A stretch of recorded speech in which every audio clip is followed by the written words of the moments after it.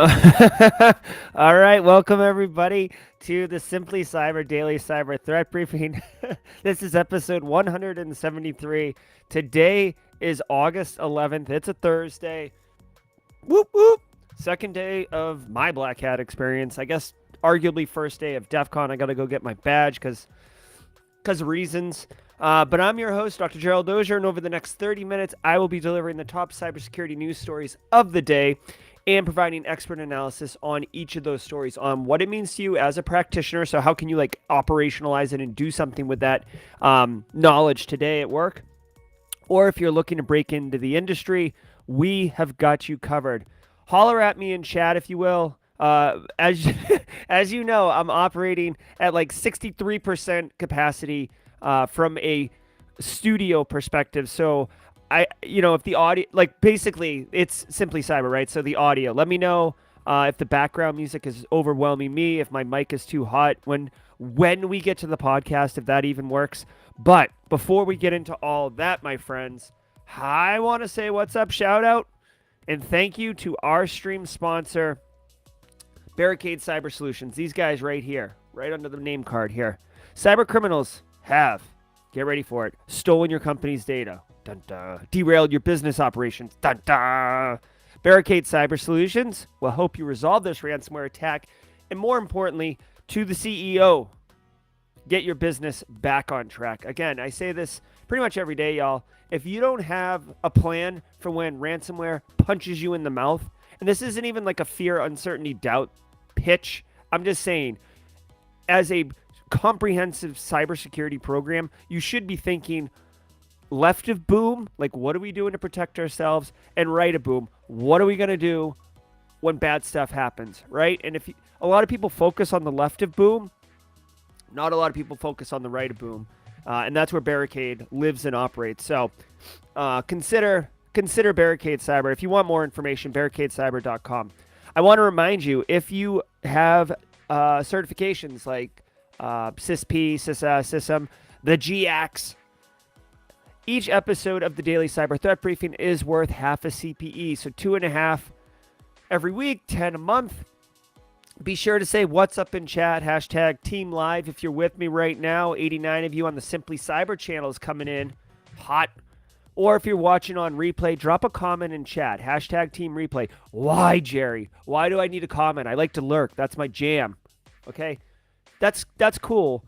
But if you say what's up at least once in chat, you have forensically sound, auditable evidence that you can take an auditor's nose and smush it in and be like, here's my evidence, here are my CPEs, where are you at? I'll see you later, right? Not that we like to smush auditors' noses and things, because some of us were auditors at one point, right? And we want to be helpful. It's evidence, and evidence is king when you're doing audit. So be sure to say what's up in chat, or hashtag, I got my Team Replay shirt on right now. Whoop. Team Replay, living large. Okay, now, if you are watching on hashtag Team Replay, you have the benefit of time travel. You superhero, you. You can jump right to the news, which is awesome. So if you're listening on your podcast app of choice, just jump forward about 90 seconds, 120 seconds. If you're watching on YouTube, grab the slider, whoosh, slide to the side. But if you're here live, or you're on replay and you just enjoy the pleasantries, you know what we like to do.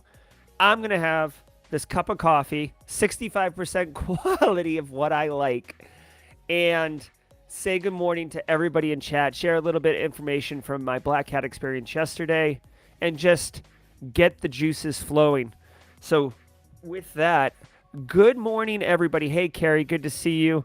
What's up, Brian Dan? William Aries, good to see you, man. Stella Cotton up in here. Ms. Julian, good morning, good morning. Mick Lardy, you don't have to say it in chat, but I hope that interview went well, my friend. All right, Alex S. Ryan Spishak, what's up? Mersha Arnold, good morning. Oh, good, very good. So, hey, a lot to cover today, just from the meta, right? So I did the Trend Micro talk yesterday morning. For those who attended, thank you. Unfortunately, my mic was not working correctly, and to compound that, the network bandwidth was trash. Listen, here's the deal. Vegas, they don't want you to know what time it is, and they don't want you to be able to communicate with the outside world. And I swear to holy God, they nerf bandwidth. Like, I'm stunned that I'm able to run this live stream right now.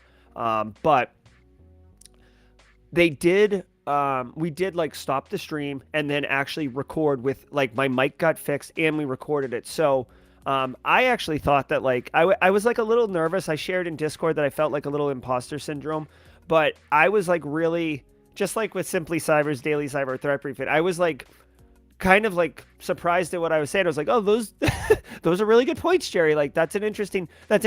So like, I felt good, and I feel like the talk was really interesting and looking forward at a topic that is definitely going to be all up in our faces. So I will be, the Trend Micro people are packaging or doing whatever they do, but I will be reposting it if you're interested as a produced video on the Simply Cyber threat briefing. I am in Las Vegas. It is Pacific time. But guys, for those of you, Eulachua, Poner Joe, Nick Barker, the whole West Coast gang, people in Hawaii, like, if it's late at night and you're watching this, if it's early in the morning you're watching this, I feel you. It's not like East Coast gets to reign supreme. So that's why I'm up at 5 a.m. doing this stream right now, representing. Okay, so I appreciate that.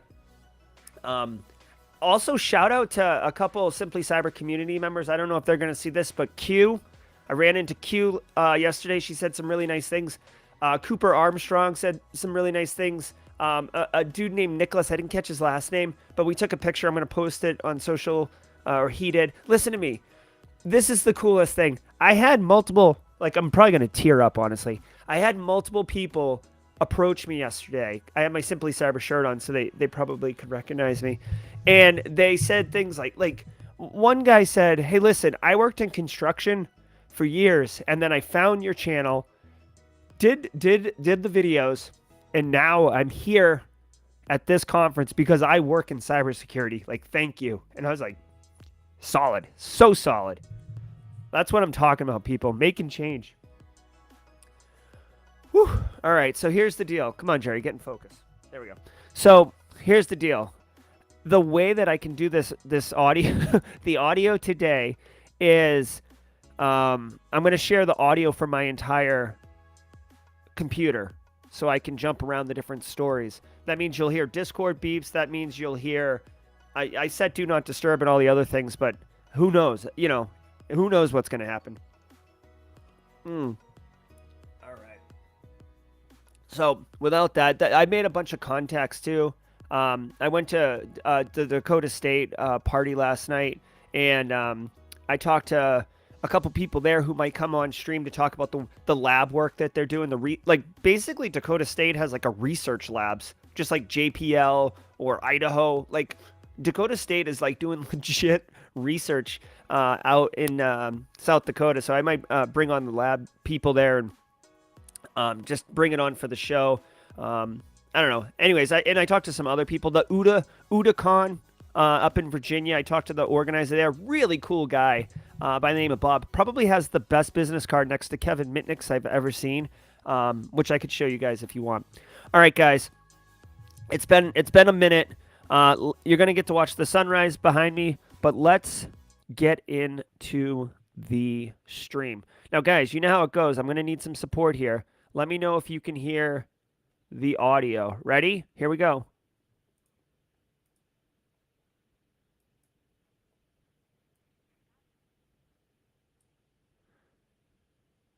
All right. Can you guys hear that? Did you guys hear that or what? Did you hear it, and B, is it too loud? Like, it's not playing right now. I stopped it, but like, oh, geez. Oh, my God. All right. F. Okay. Okay. You know what? Business continuity plan. Let's do it. Oh, you know why? Because I'm a dummy. I didn't share my screen because at the beginning I wanted the title card. Give me a second. Here we go. Now I'm sharing. I'm sharing everything now, guys. You're going to get, it's going to be a mess. Okay, ready? Here we go.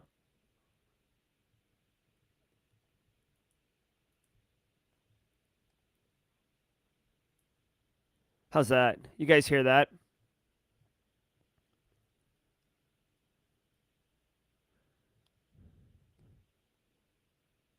You guys hear that? The open cybersecurity framework? Please, please, please. Can you guys hear it or no? All right. Oh my God. All right. You guys know what we're gonna do. We've got the backup plan. We've got the backup plan. Here we go. This is like suboptimal, suboptimal of what I want to do, but it is what it is. We make the best of what we have, guys. Ready? Here we go. Oh, am I that stupid? Hold on one second. I really got to change this. Ready? Yeah, okay. Now tell me if you hear it. You get to see how the sausage is made. Here we go. Ready? Here we go. Here we go. Here we go. Tell me now. Can you hear me now? At Black Hat, Amazon Web Services. From the CISO series, it's cybersecurity headlines. It's Thursday, August 11th, 2022. Introducing the Open Cybersecurity. Okay, here we go. I definitely think you heard it now. Come on. There. I see Anna Lynn saying there. Does that mean yes? Yes. Okay, and is the audio like at a good volume? Security Schema Framework. Is that a good volume, y'all? Okay, here we go. All right, cool. All right, so let's just pretend let's just pretend that was the AV check. Way to go, Team Live. Let's dig in. All right, and I'll do my best to change this, but I only have one monitor, so it's wicked hard for me to kind of adjust this on the fly. Here we go. From the CISO series, it's cybersecurity headlines. It's Thursday, August 11th, 2022. Introducing the Open Cybersecurity Schema Framework. At Black Hat, Amazon Web Services, IBM, Cloudflare, Splunk, Palo Alto Networks, Okta, CrowdStrike, and several other cybersecurity companies announced the formation of the Open Cybersecurity Schema Framework to create a common data standard for sharing security information. The idea is to create a set of specifications for product and services to standardize alerts from different tools and speed interpretation of data. Currently, vendors offer proprietary dashboards that require manual labor and custom code to move it to other tools. OCSF standards will be available on GitHub. Companies expect to integrate these specifications into products within the next few months. Wow. Okay, so I didn't hear about this, but this is really, really, really cool. Okay, so check it out. I've said this on the channel before, and it's worth noting. Okay, so it's called vendor lock-in, right? And what vendors like to do is they like to get into your environment, you install them, the sales engineers sell you on their product and whatever, and then you implement it, and it costs a lot of money. You may have to spend political capital, which means like you have to convince like the product and the plant engineers, if you're like OT, ICS people, you may have to convince like the CFO, like say you guys are or the director of IT, because you're going to put agents on all the endpoints, including the servers, which is going to slow stuff down, right? So you sometimes you have to spend political capital on all this, right? Now here's the reality. A lot of times it's proprietary protocols, so it becomes more painful to switch from like vendor A to vendor B because you've already invested time, money, effort into setting up, either automations or just the way things work and the way things are detected, right? Now, if you have a protocol standard on how you share this information, well, then it makes it much easier, much more trivial to rip and replace with solution B from solution A, because in theory, it should be interchangeable, right? That's why we use protocols, so you have the same thing. I think this is awesome. This is a great move and direction for actual risk reduction in industry, like actually what we're here to do. I know that products are here to make money, but like at the end of the day, we're trying to protect businesses and giving them the flexibility. Like if your product's junk and you just happen to have like a great marketing strategy, the business, the customer, the client, whatever, us, like we shouldn't suffer with having to like rip and replace out. So this is really cool. I did not hear about this. This would have been a major story. I appreciate that this is the news story. Now, Fraud Dog says like Sticks. I think Sticks is more like Intel, like IOCs and kind of sharing stuff like that. Um, my understanding with this story is it's much more around how detections are coming in. Let me see this really quickly. How is this different then? Uh, no, no, no. So Sticks is more like, okay, like we're seeing these IOCs, like here's some IOCs. This OCSF seems to me more like, okay, an alert comes in, like the way that you fire an alert for we've detected some type of anomalous behavior, like it spun up a new service over here, and then it created an account or something like that, like detections, right? This is my understanding of this. So you would have almost like standardized detections in a way, in that way. Well, first of all, like multiple products could do that, but also like when people are talking and sharing, it's kind of like the next step after threat intel, right? So here's your IOCs and stuff, but then like when you actually see behavior on your systems, you can have a common kind of language with that. That's my understanding. I'm just a huge fan of standardized protocols because um, it allows everybody to kind of help everybody and have common language and get away from proprietary stuff like that. So big fan. New flaws found in Intel SGX. Intel introduced Software Guard Extensions, or SGX, to create a trusted execution environment to protect sensitive code, like encryption keys, even on compromised systems. Flaws in SGX aren't anything new. Since 2018, researchers have discovered 7 serious security holes with it. At Black Hat, 2 PhD student security researchers presented a paper about an architectural flaw in the Advanced Programmable Interrupt Controller, or APIC, that completely breaks SGX guarantees in most 10th, 11th, and 12th generation Intel CPUs. This attack doesn't require a side channel, but does require root privileges. The researchers see this as particularly problematic for cloud instances, where one vulnerable server could cause a significant threat to enclave security. Intel released mitigations for the vulnerabilities starting August 9th, rolling out through server OEMs. CISA adds. All right. So first of all, I love academic. I mean, I say this almost tongue in cheek. I do love academic research papers. Like this graphic right here is undoubtedly like a graphic in an academic research paper. It just has like a certain look and vibe and feel to it. Okay, so the TLDR for me for this story is okay. Some researchers are finding out that some type of unbreakable encryption, some type of unbreakable control has been broken again. Okay, guys, here's the reality. Okay, I've been in this industry for a while. Like this is reality. You cannot say something is unhackable. Don't say that. That is not true.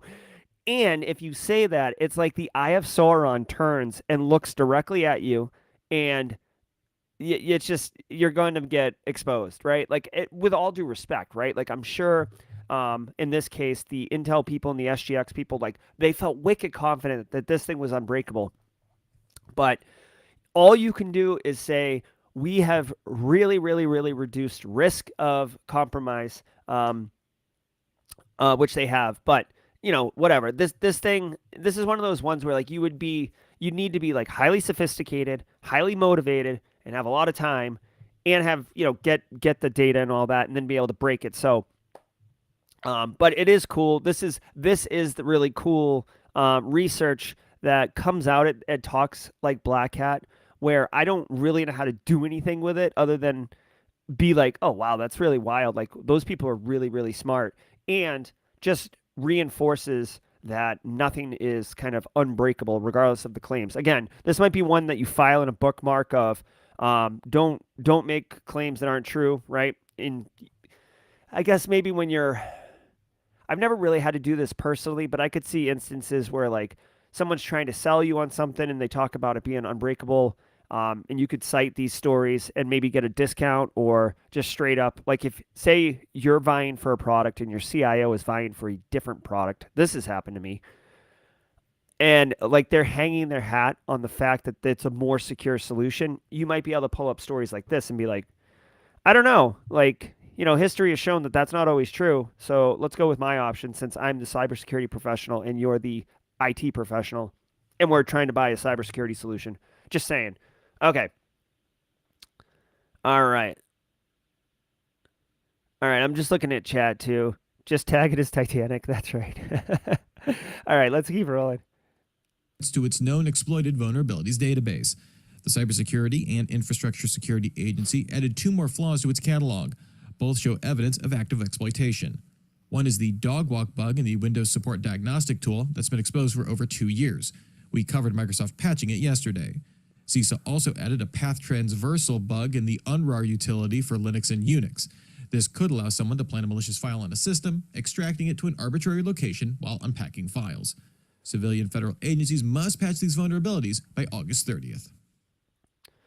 Okay, so for us mere mortals, this is really good. Like, this is very use case specific, right? So CISA adds vulnerabilities to their list of actively exploited, right? The key takeaway here is like pretty much anytime a story comes up that CISA is adding something to their list, it's important to just talk about the list, right? So CISA's done a really good job of coming kind of up to speed, and Jen Easterly's kind of rebranded and refreshed the image of CISA. But they are running this actively exploited vulnerability list, and essentially, when we're doing vulnerability management, like we run our Nessus scanner or Tenable or Rapid7, whatever scanner you're running. Guys, here's the reality. Especially so if you haven't run a scanner, right? Like you're trying to break in or you're just learning, then listen to this and you'll see it the first time you do it. And if you've run a scanner, you know dang well what I'm about to say. You'll run the scanner, right? And there'll be like thousands of vulnerabilities, and you're like, oh my God, what the hell? Well, the reality is there's a lot of things that are like low criticality. And by the way, the criticality of the scanner is defined by the vendor. They don't have any idea about your environment or where the computers are sitting or what sensitive information's on them. So you have to take a grain of salt that that's like a starting point, right? The criticality. So like, let's just remove all the lows. So now you got medium, high, and critical. You're still going to have a ton of mediums. You should focus on the critical ones, but what is critical? You know what I mean? So it depends. The actively exploited list that CISA puts out, I would strongly recommend you. This is something that I like to do. Use that list as a starting off point on focusing on what vulnerabilities to prioritize in your environment. Here's the thing. When you're going to eat a sandwich, you take it one bite at a time, right? You can't boil the ocean, like a million different metaphors. You have to prioritize. You have to break it up into actionable pieces, and then you need to work, execute on it, right? And this is why vulnerability management is a full-time job. You can use that list to prioritize. Obviously, if you have like RDP exposed to the internet, that's a priority, right? But once you get through like the dumb things, the stupid configurations, the S3 buckets that are improperly configured, then you can look at the ones that are actively being exploited. Like there's literally tools out there that people can download, point and click, and pop through your door, right? So like Bluekeep had a kind of a point and click exploit. SMB shares with Eternal Blue, right? Double Pulsar. We remember that from 2017. WannaCry. So focus on those, and then you can go to the next level, right? So that's the power of this list that CISA is running, and they've basically added 2 more. One is the dog walk one, which, frankly, maybe I'm mistaken. I've been taking some leaps recently, and chat's been kind of correcting me here and there, but like the dog walk one is, it seems like it's very related to the Felina bug, the Microsoft Diagnostic Remote Tool, which was like the new way to execute macros on boxes that the macros have been disabled. Like that's been around for like a month or 2, right? I lost my mind a while ago about Felina not having a vulnerability logo. So for CISA to add it now makes me wonder, like, is there an actual exploit tool? Because it was being exploited before. So maybe, I don't know, like maybe there's like a point and click tool now. Whatever it is, long story short, you can use it for prioritizing your vulnerability management program. Industrial ransomware drops. The cybersecurity firm Dragos reported it observed a drop in industrial ransomware on the quarter in Q2. Overall, attacks were down 21% on the quarter to 125. The researchers suggest that the closure of the Conti ransomware group likely accounted for some of this decrease. In Q2, Lockbit accounted for a third of industrial ransomware attacks. Even though it closed up shop in May, Conti still accounted for 13% of all attacks in the quarter. The Black Basta group came in third with 12%. Researchers note that group did not account for any industrial ransomware attacks in Q1, with the uptick in activity likely filling the void left by Conti. Manufacturing remained the most commonly hit sector, accounting for 69% of all ransomware attacks in Q2. Yep. Okay, so here's the deal with all of that. This is, Dragos is kind of seen as the industrial control system, information security company darling, right? Rob Lee runs it. And they release reports. They have a kind of an Intel service unit or Intel business unit, and they release these reports, and this is great information. Guys, these reports are sound. Industry recognizes the Dragos reports as, high confidence type reports. If you work in Europe or North America, if you work in manufacturing or energy, oil and gas, right? These reports you should definitely go read and carve out a couple factoids for briefings, whether you're doing budget or whether you're just doing security awareness for, really you could do it for all staff, but really focus on the engineers, the R&D people, and management. What this report is saying is that manufacturing is the most targeted industry for ransomware, right? So right off the rip, if you work in manufacturing, you should be hammering this point home. Second of all, industrial control systems are in scope. In Europe, they said accounted for like 37% of ransomware attacks observed in the last quarter, I think, or the last year. I can't remember exactly, but you can use this information. Why? It's not for fear, uncertainty, and doubt for selling a cybersecurity program or getting bigger budget. It's like literally, listen, here is the reality. It is information that can be used for threat modeling, because in order to choose, like GRC perspective, like in order to choose what controls you should implement in your environment or what's the priority, like what's my biggest risk right now, you need to understand what the hell is my threat, because the threat is going to determine what your risk is, right? With information like this, if you're in, like, say, manufacturing in Europe right now, like, you should be wicked focused on this. And the report goes on to say, which I totally appreciate, that Lockbit led the way with 33% attacks, then Conti, then Blockbuster, then Quantum, Alpha V, Hive, right?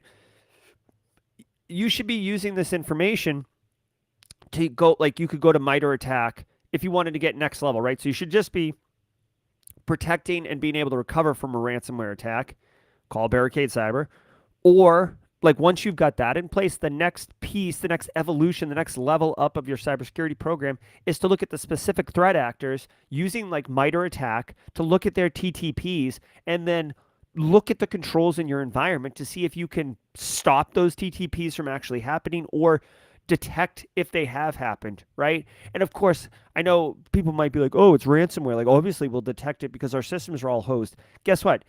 It's not like, this isn't a video game where like you snap your fingers and like you're ransomware. When we talked to Eric Taylor on stream a couple weeks ago, you begin to observe network depreciation. You begin to observe things. You would see if it's moving laterally, kind of like trying to spread before it detonates, like you would see these things. So having your controls in place and testing them against the actual threats that would target you is huge value, and you can use this report. You have to go to cisoseries.com and then go to today's story. This is CISO Series. Go to today's story, and then you can pull up this report, which will link to the Dragos report. Okay, let's listen to the promo card here. And now, thanks to this week's episode sponsor, EdgeScan. Scalable, automated, and continuous attack surface management and vulnerability detection integrated with a world-class cybersecurity team provide 100% false positive free alerts and expert remediation guidance. That was a short read. Twilio hackers tried to hit Cloudflare. Hold on now. That was a short read. Okay. Well, I won't. I've been kind of going long-winded here, so I won't take a ton of time. I do want to let everybody know and say thank you. I did go to a event by the Global Cyber Games event last night. Jess Gulick and that whole team, Eric Bellardo of Raíces, Neil Bridges from Cyber Insecurity. This Global Cyber Games event is going on today. Today is August 11th. It says 12 to 9 p.m. I'm going to try to get over there around 1. If you are at Black Hat, if you are in Vegas, and you're looking for something to do that's a little different, this Global Cyber Games, it's going to be like a King of the Hill kind of esports cyber competition. It is at Luxor, which is like not Mandalay Bay or not Caesars, which is where Black Hat and DEF CON are. So, and by the way, like going anywhere in Vegas is like a huge pain in the butt. But I'm going to be going this. I just wanted to share it with you guys because I really believe in what the Global Cyber Games and, by extension of that, the U.S. Cyber Games, the U.S. team that, I support and want to share with you all. They're going to be doing this. I'm pretty excited about it. I may actually have some time. I worked my butt off yesterday, but I may have some time or will have some time to like post on socials and share on the Discord and stuff like that if I go to this event. So I just wanted to share it with you guys because I think it's cool. And, I think it's cool. Earlier this week, we covered Twilio and confirmed it got hit with a sophisticated phishing attack. At the time, TechCrunch reported that other major companies were also targeted by the actors. Now, Cloudflare confirmed it got hit too. The company said 3 employees fell for a similar phishing scam. However, its use of hardware-based MFA keys prevented intruders from accessing its internal network. The details again show the attackers as being both methodical and sophisticated, obtaining work and home numbers for Cloudflare employees and family members in an effort to make phishing successful. It's estimated that at least 76 Cloudflare employees received phishing text messages within the first minute of the attack, with the phishing domain only registered 40 minutes prior. Wow. Okay, so a lot of stories here, right? Okay, a lot of information. We talked yesterday about Twilio getting attacked and how I don't want to say how valuable Twilio is, but just like the sheer hey Munchkin, yeah, Raíces is awesome. Hold on. Justin hit me up here. All right, hold on. I can't with that right now. So, oh my God, I got distracted. Oh, so Twilio got phishing attack, sophisticated attack, and they went for Cloudflare too. Like these are major targets, right? Like if you can get Cloudflare, if you can get Twilio, that's huge. I think what's interesting here is that Cloudflare requires, I don't know if it's all their staff, but requires their staff to use hardware MFA tokens. You can't, the MFA is important, but as we've seen, like in this story and Mike Jones, the haunted hacker, a couple weeks ago, the MFA can be circumvented. MFA can be broken, right? And there's other ways that you could get around hardware tokens as well. But the point is that the hardware tokens stopped the attack from being successful on Cloudflare. And the attackers went ham. They said 74 people got the phishing email within 1 minute of the campaign going off for a domain that had been stood up 40 minutes. So these threat actors had all their planning, all their logistics lined up, and then they said, all right, rock and roll, let's go. And they executed on it. So they were obviously sophisticated. Hardware tokens, MFA, very cool. You can look at YubiKey is a good example. There's a couple other ones. YubiKey is kind of like the most popular one. Obviously, biometrics it's not a hardware key, but you can't fake biometrics, right? Because it's your biometrics. But you get into a trade-off between convenience and security, which, by the way, guys, I haven't said this in a while on stream, but it's very simple. Think of a straight line with a slider bar on it, okay? On one end is usability, and on the other end is wicket secure, okay? We operate, anytime we introduce control, we are moving it from usable to secure, and we can't go all the way to wicket secure because then it's not usable at all. And yeah, you could have it all the way on the right as wicked usable, but guess what? Like that means bad guys can use it. That means that it's like wicked unsecure, right? So it's all about finding that really delicate balance. And sometimes it moves depending on the threat model, depending on what's going on.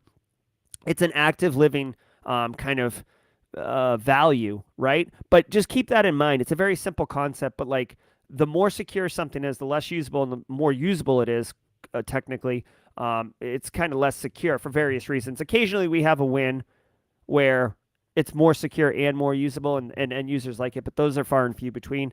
The hardware key, really great security feature, but guess what? You lose the hardware key. You forget to pack it.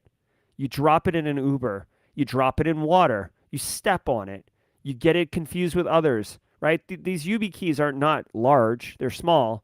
And now guess what? You can't access anything, right? So you could introduce friction that way. But way to go, Cloudflare, for stopping getting breached.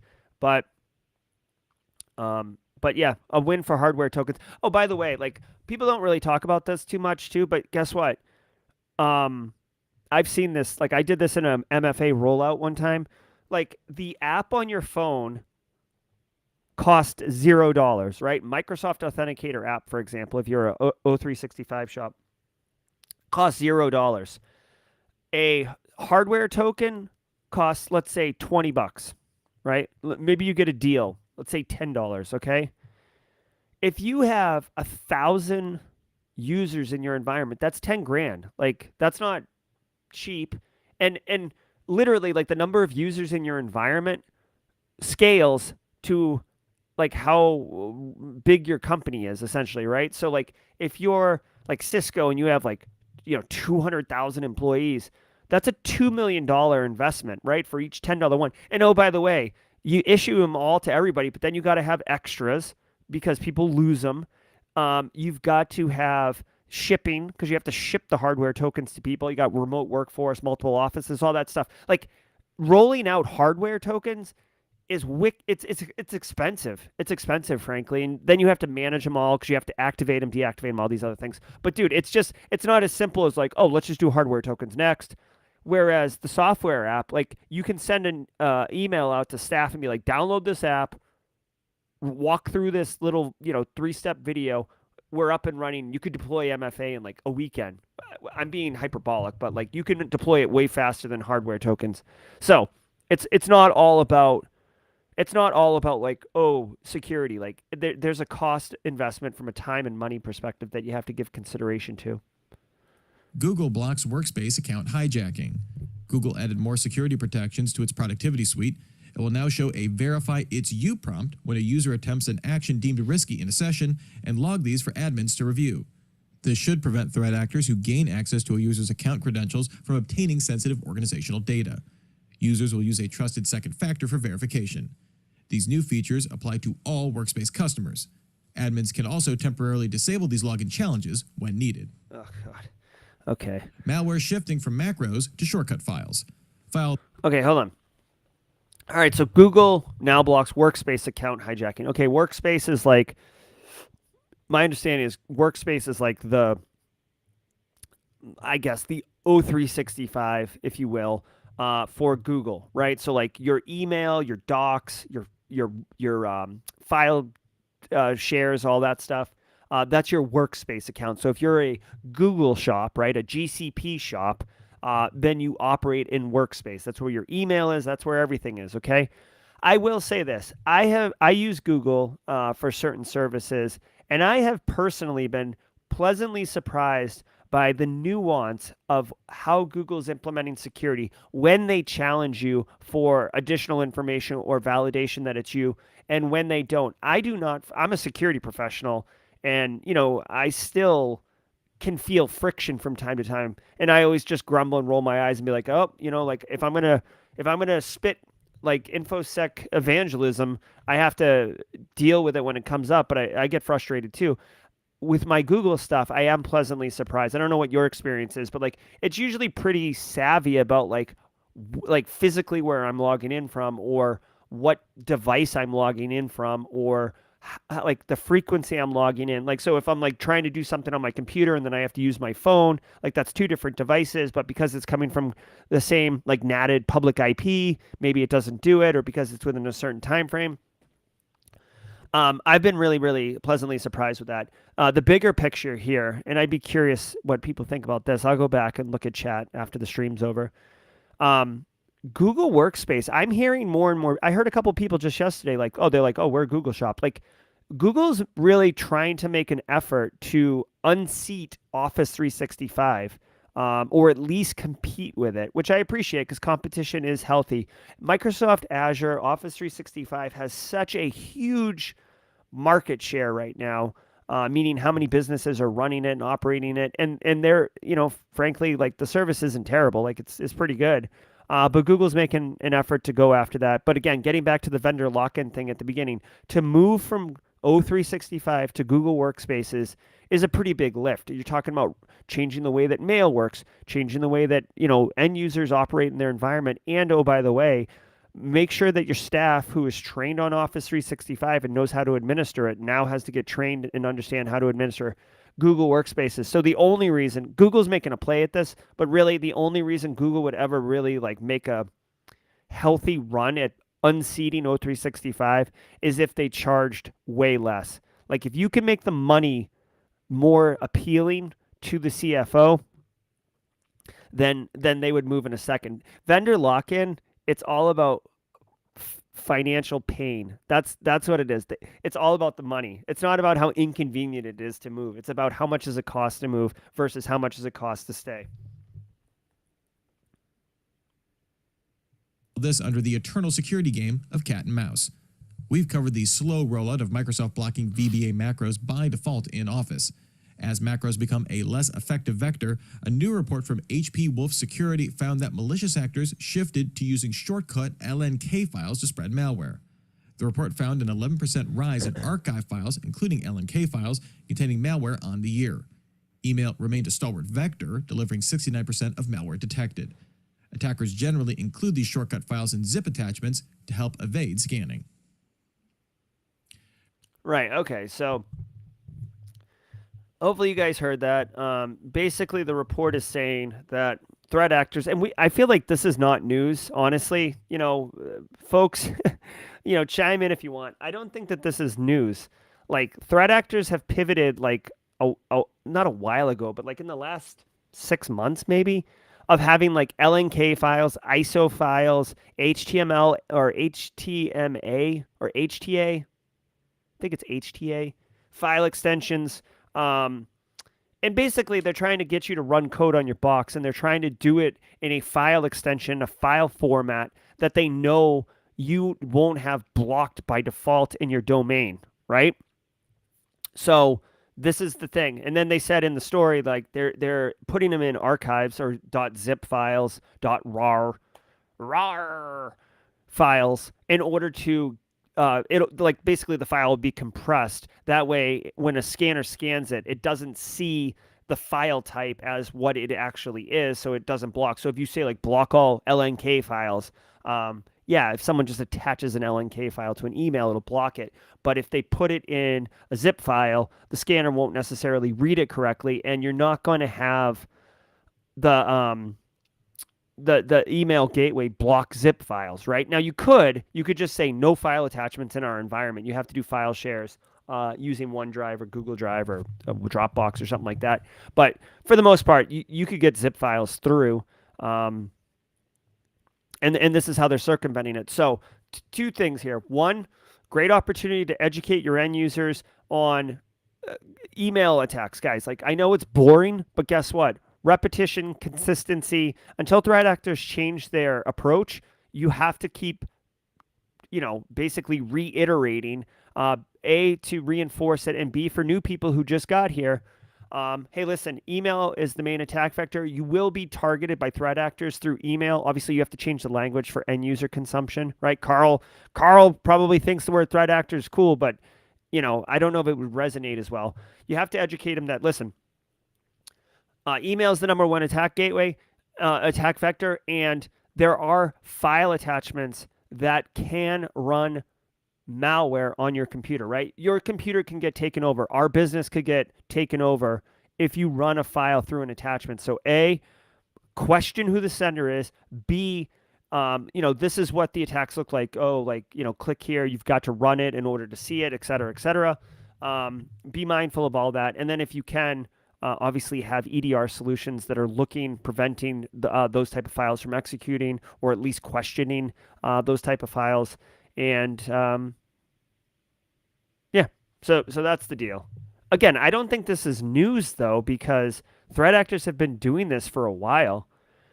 Brian Woods asks, can you take a zip file to VirusTotal? I don't think so. I don't think VirusTotal will unpack the archive and then scan it, right? Like VirusTotal is just going to scan the file itself, which is the zip file. You'd have to unpack it and then send it to VirusTotal.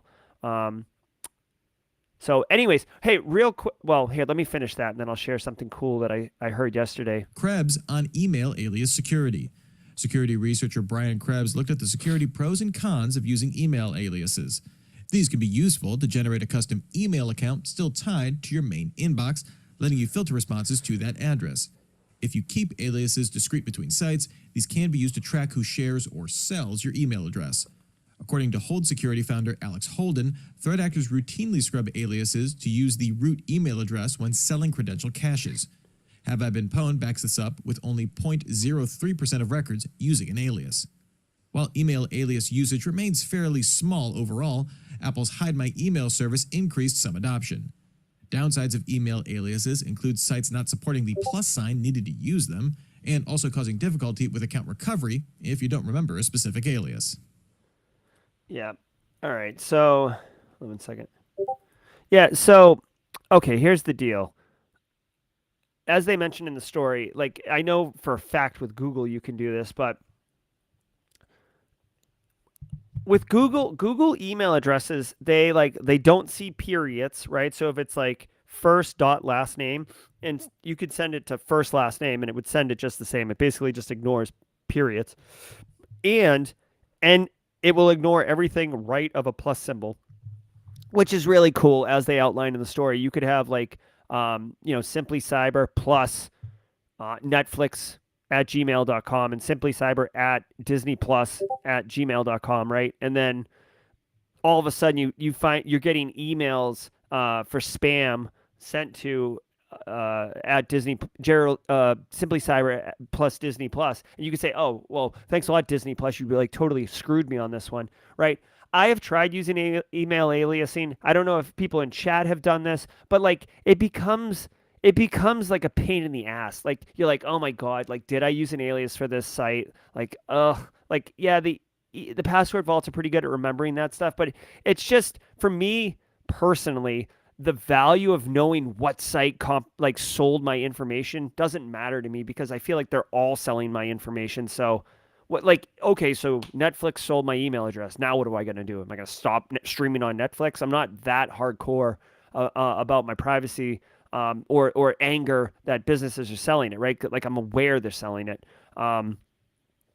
So yeah, okay. And then on top of that, it's just a value to you to understand who's selling your information. As they said in the story, threat actors basically just run a script that says delete everything after a plus symbol, like a regex, and then just put the email address back. So like you're not getting any security value out of doing it, right? You're not tricking the end users. It's not like having, here's the thing, it's not like having a separate password for every website, which is a great idea. You should definitely do that.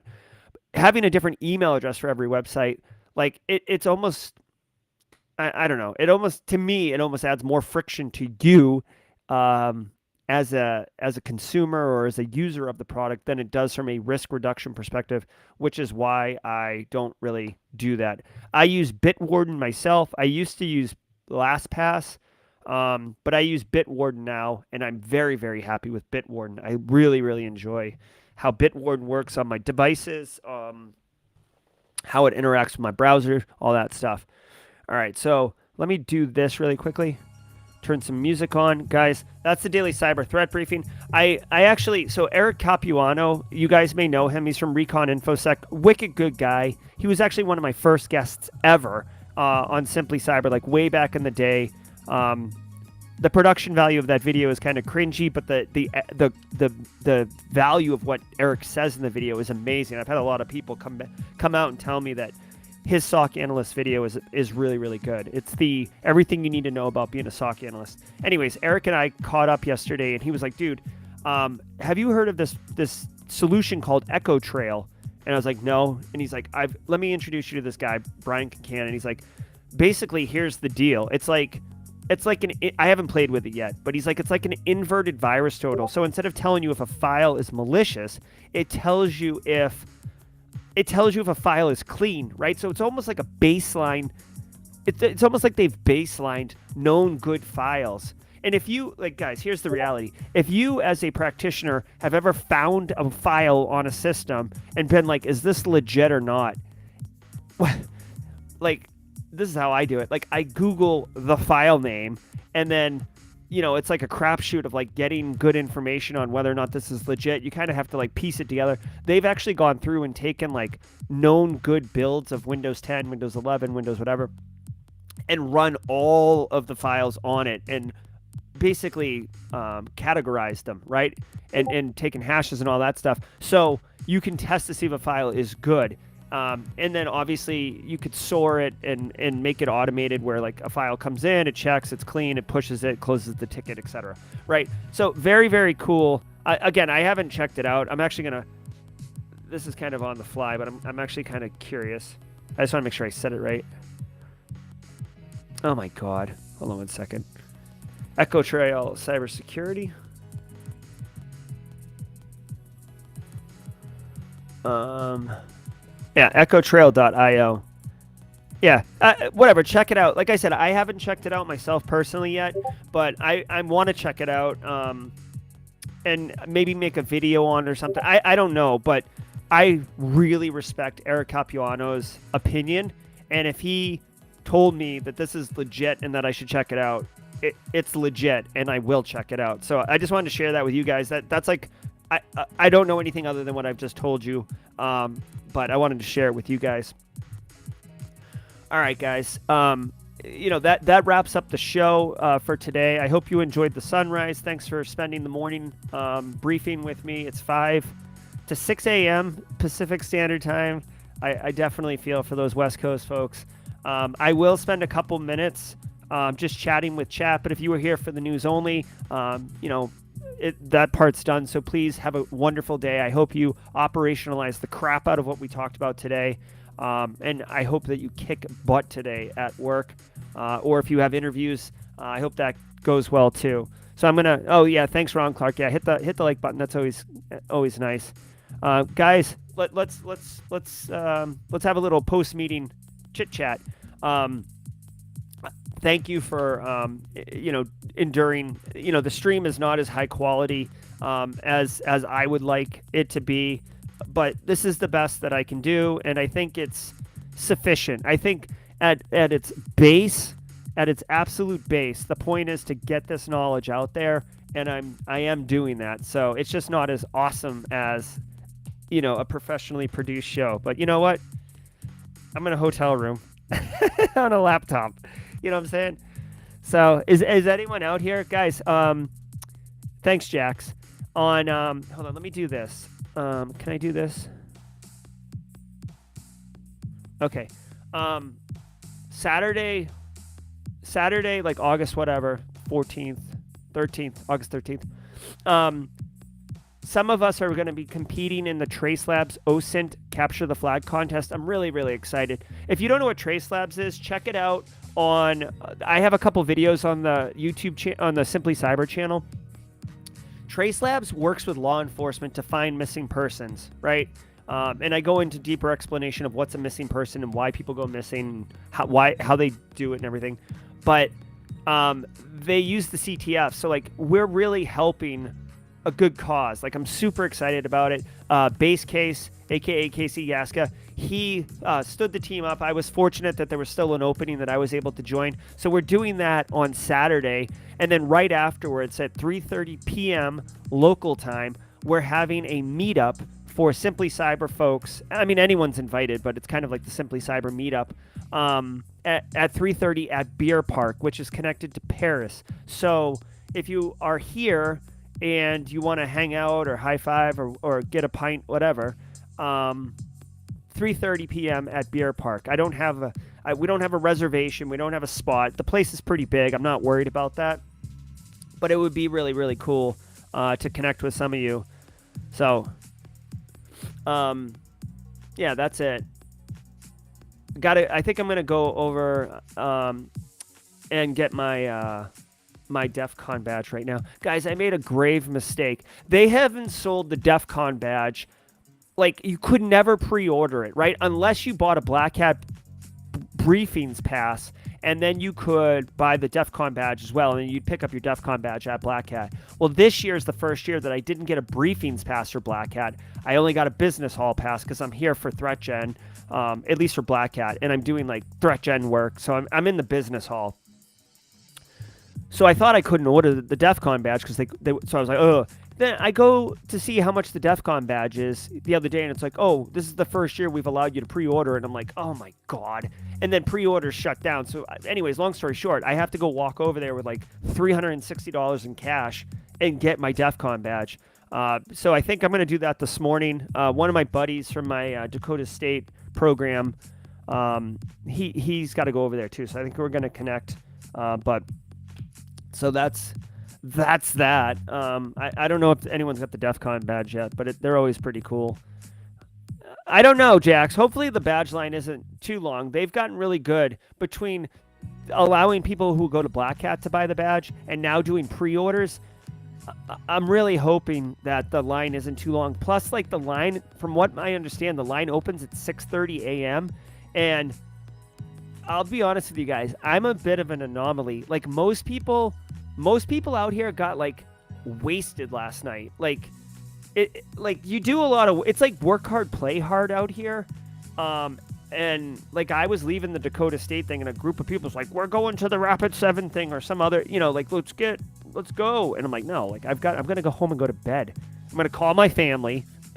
Well, I'm going to call my wife. My kids were in bed. I'm going to call my wife, spend some time with her, and then I'm going to go to sleep because I'm getting up at 4:30 in the morning to do a threat brief. And they're like, oh my God, that sounds terrible. I'm like, no, it's not terrible. It's what I do.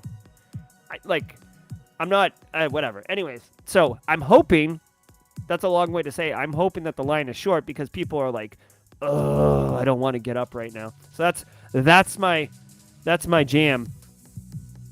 Yeah, Nick Barker knows what's up. Monkeypox Central. Oh my God. I hope not. I hope not, man. Good God. That would suck. All right. Hey, if you see me at the conference, say what's up. I'd love to high five. I get excited when I meet people who are part of the community. And, yeah.